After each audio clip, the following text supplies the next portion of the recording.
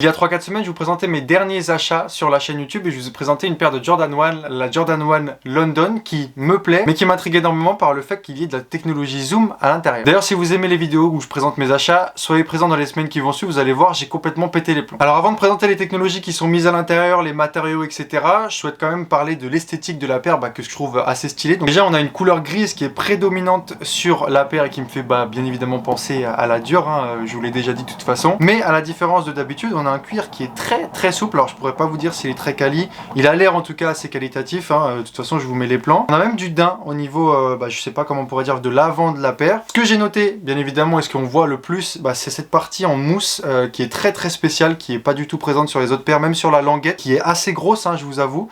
Alors ça on va essayer tout à l'heure quand on fera le test. Mais ce qui m'a aussi très surpris, c'est à l'arrière. Habituellement au niveau du heel tab, c'est assez dur, et là on a quelque chose de très mou. Donc je sais pas si le talon va bien être tenu à l'intérieur par rapport au OG, mais voilà, ça je trouvais ça intéressant. On a également normalement des lacets gris qui sont mis, moi j'ai mis des lacets blancs parce que je trouve ça plus intéressant. Le swoosh qui est tout en maille, je saurais pas vous dire ce que c'est spécifiquement, mais voilà, à différence du cuir, on a tout un truc en maille. Ce qui est assez spécial et assez sympathique, on a comme la Off-White de qui connaissent, on a toutes les parties qui peuvent être pas enlevées, mais en tout cas qui peuvent être, qui ne sont pas cousues sur les unes sur les autres, donc c'est assez stylé, on peut faire des trucs assez cool avec ça.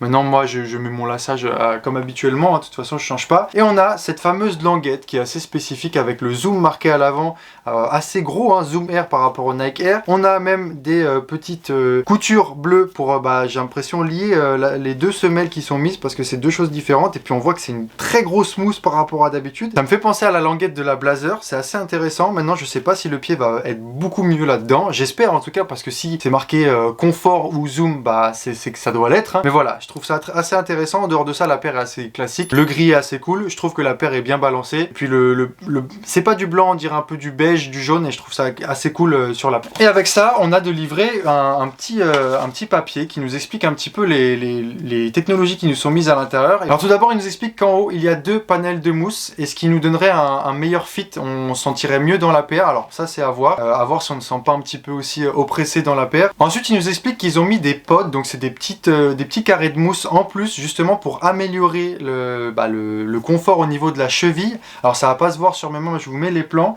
Alors c'est beau vraiment au niveau du haut de la cheville, juste au-dessus des malléoles pour ceux qui voient. Au niveau justement du collier, ils appellent ça le collier autour, et de la semelle, donc pour avoir un meilleur rendu au niveau de la cheville, pour qu'on soit bien maintenu, mais aussi de façon confortable comparé à d'habitude où c'est assez dur. Donc on va voir. Et à la fin, ils nous expliquent que ici, à l'arrière, en plus de nous rajouter toute leur technologie sur la semelle, on a une petite bulle de zoom. Donc ça c'est à voir, c'est ça que j'ai envie de savoir. Si c'est vraiment beaucoup plus confortable qu'une Jordan 1 normale, donc on va vraiment s'axer sur l'arrière. Et moi ce que j'ai remarqué, alors vous allez voir la paire est un petit peu sale, mais j'ai pas assez marché pour pouvoir vous faire un test complet, mais au niveau de la semelle, je sais pas si j'arriverai à vous le faire voir, c'est beaucoup plus mou que d'habitude.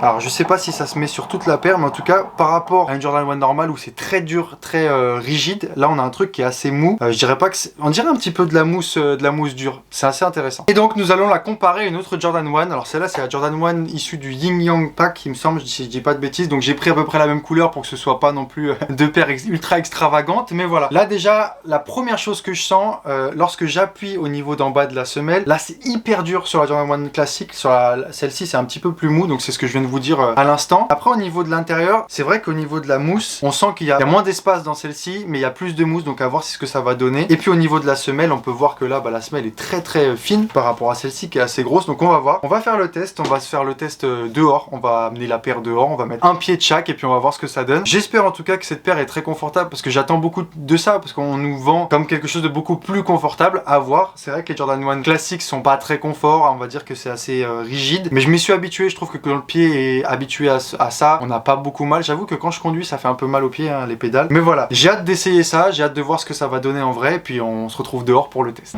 Bon, de première abord, ce que je ressens le plus, c'est qu'on est bien tenu au niveau de la cheville. On est bien tenu au niveau de la cheville.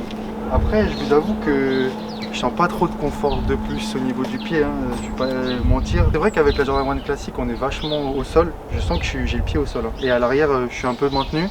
Mais à l'arrière, là, j'ai pas beaucoup plus de... C'est mou, quoi, mais c'est pas exceptionnel. Il n'y a rien de fou. Alors, mis à part qu'on sent assez bien dedans, on est pas mal, mais on n'est pas non plus au top. Donc au niveau de à la limite on va dire comme ils disent du collier, on se sent pas mal. Après au niveau du reste, c'est pas exceptionnel. Je sais pas que je suis déçu, mais c'est pas... Je m'attendais un peu plus quand même. Après la paire reste cool, hein. On sent qu'elle est plus volumineuse que l'autre. Après celle-là elle est plus légère, celle-là elle est plus lourde. Je suis un peu déçu, mais on se retrouve tout de suite pour le bilan à la fin. Bon voilà, on vient de rentrer. Alors on a marché une quinzaine de minutes avec. Alors moi j'avais déjà conduit avec une fois. Alors je vous avoue que c'est pas non plus... C'est mieux qu'une Jordan 1 normale, mais je suis pas déçu, mais je suis pas surpris non plus par la grande qualité entre guillemets de ce que c'est. Alors c'est vrai, au niveau du collar, comme ils disent, du collier en haut là, on est vachement bien maintenu, comme je l'ai dit dans la partie où j'étais dehors, mais en dehors de ça, je me sentais pas beaucoup mieux. Alors c'est vrai qu'à la fin de la marche, quand on avait fini, j'avais un peu plus mal au pied, dans mon pied droit, donc c'est là où j'avais la Jordan 1 classique, mais en dehors de ça c'est pas exceptionnel. Je m'attendais à beaucoup mieux. Je sens pas ce gros maintien au niveau du talon. Je suis pas déçu, je m'attendais pas non plus à quelque chose de grandiose. J'aurais aimé quelque chose de grandiose, mais c'est pas exceptionnel, mis à part le fait qu'on est assez bien maintenu. Mais voilà, c'était mon petit test. Alors peut-être qu'il faudrait que je le reteste une fois avec une journée entière sur Paris, une journée entière où on sortirait pour voir ce que ça fait. Donc peut-être aller sur un plus grand test avec un plus long moment. Mais voilà, en dehors de ça, je suis pas extrêmement conquis par la technologie qu'ils ont mise dessus, et je crois que je suis pas le seul, malheureusement. Mais voilà, au moins je suis content, j'ai fait le test, je trouve que la paire reste cool. En plus ça rentre dans le pack, comme je vous l'avais dit, avec la Paris, la Milan et la Berlin. Mais voilà, je suis assez... Je suis pas déçu, mais je suis pas non plus excessivement surpris par la qualité du truc et le confort de ça, voilà. Donc voilà, en tout cas j'étais content de faire ce test là, c'était assez intéressant, et puis ça change des vidéos que je fais d'habitude, ça me sort un petit peu de chez moi, et c'est toujours assez sympa d'essayer de se confronter au monde lorsqu'on a une caméra. J'espère en tout cas que ça vous a plu. N'hésitez pas vous à me dire votre avis sur la paire, et si vous avez déjà essayé ça, si vous attendiez quelque chose de ça, qu'est-ce que c'est, entre guillemets, dans les commentaires. C'est intéressant d'en débattre. Et puis si vous avez kiffé, n'hésitez pas à mettre un like et à vous abonner pour ne pas rater les prochaines vidéos qui sortiront tous les vendredis à 18h. On se retrouve bientôt. Ciao!